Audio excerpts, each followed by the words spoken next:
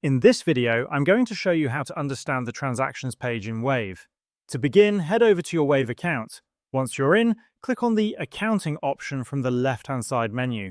A small menu will expand. Here, click on Transactions. This will open your Transactions page, where you can see a list of all your recorded transactions.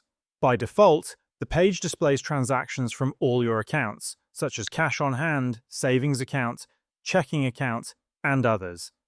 If you want to view transactions for a specific account, you can select that account from the drop-down menu. For now, let's switch it back to all accounts. Each transaction is displayed with several columns of information. The first column shows the date when the money entered or left your account. The second column shows the description, giving more details about the transaction.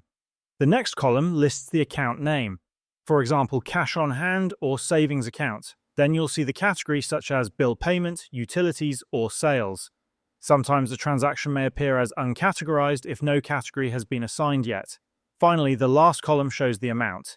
Any amount in black represents money withdrawn, while amounts in green represent money received or deposited.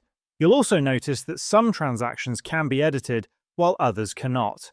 If you hover over any editable transaction, such as its date or description, you'll be able to click and make changes. However, automatically created transactions can't be edited.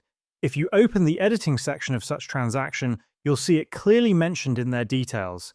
Only manually added or CSV uploaded transactions can be edited. We have a separate detailed video on how to edit transactions in Wave, so you can watch it if needed.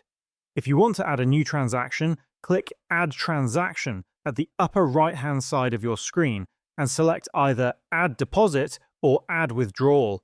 You can also upload transactions using a CSV file.